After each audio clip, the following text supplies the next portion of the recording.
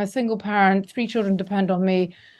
They don't have any maintenance from their father. They completely 100% depend on me. And this is just so unnecessary and so arrogant and rude and inhuman. The NatWest group is still under enormous pressure over the Nigel Farage debanking row. The boss of NatWest, chief executive, has gone. The boss of Coutts, its bank, the bank of Nigel Farage, has gone. We know many more customers had been debanked, deprived of their accounts. In many cases, lives were rather turned upside down. Businesses put into severe trouble. And Countess Alexandra Tolstoy, a single mother of 3, former wife of a man who's been dubbed Vladimir Putin's banker. She had her NatWest accounts closed with no explanation and has joined us on the line now. Good evening to you. Good evening. I think that was a rather deceptive introduction because I'm not the former wife. He was my partner. We have 3 children together, but we were never married. And I haven't seen him for 8 years, haven't spoken to him for 8 years, haven't had a penny from him for 8 years. So I didn't, there's nothing to do with my banking problems at all. Right, you were not married, you were partners, and you had 3 children together. Thanks for that correction. And it is, of course, relevant given what's happened to you. So tell us what happened to you. So I banked with NatWest from the moment Sergei fled the UK. So he doesn't even know I banked there. He's never sent me a payment there. So it really is a bank account that it functions for I have 2 businesses, and I run them. Well, I did run them through that.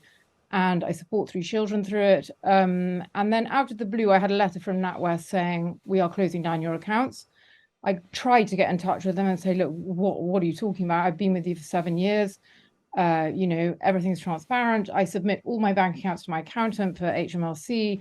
What can you be accusing me of? And they said, they didn't even answer. They just did not answer. So I got in a panic, moved my money, or tried to move it all to a digital account. The last part took a month to extract from them, and with a lot of fighting and phone calls. And then someone advised me to send these SAR, subject access requests, where none of us knew about them 2 months ago, but we all know about them now. And I did have some advance warning. So I sent them to these big data companies. And one of these big data companies, WorldCheck, showed me what they held on me. And it said that I lived in Monaco and I was married to a Russian oligarch. And I said, well, neither of these are true. And they said, okay, fine, we'll delete that. We'll get it off our records. You are not a PEP as we had registered you. Yes. A politically exposed person. So then I went back to NatWest and I said, as you've made your judgment on false premises. So what are you going to do about that?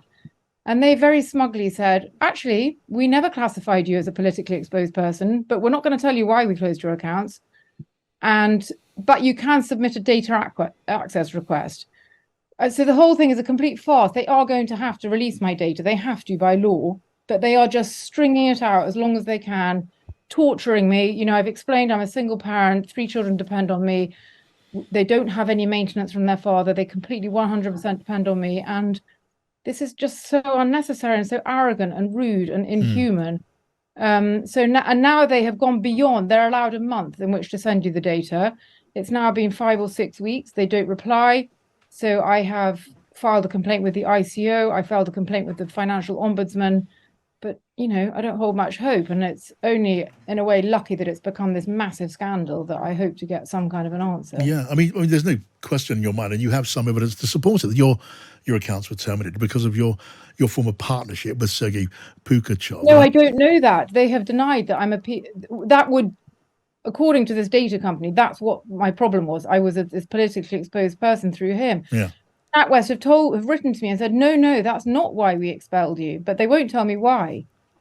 Yeah, as we sit here, you have long split with the Russian oligarch. You publicly criticised the Russian elite, and you're stuck with, I guess, as far as you're concerned, as far as you can see, the stigma of that former association. NatWest have denied that, but I am assuming it is through that. Yeah. I'm fascinated to see the data and what they've written about me and accused me of. I mean, very ironic that Alison Rose claimed to be a champion of women. I am what she should be championing. I'm a single woman working, running 2 small businesses to support 3 children. I mean, who else should she support? She doesn't support that type of person. Yes. Oh, tell me, this whole affair, having been cut off from the bank in this way, what sort of material effects has that had on you? Has it made your life materially more difficult? Yes. I mean, it was absolutely terrifying to exist without a bank account in today's world.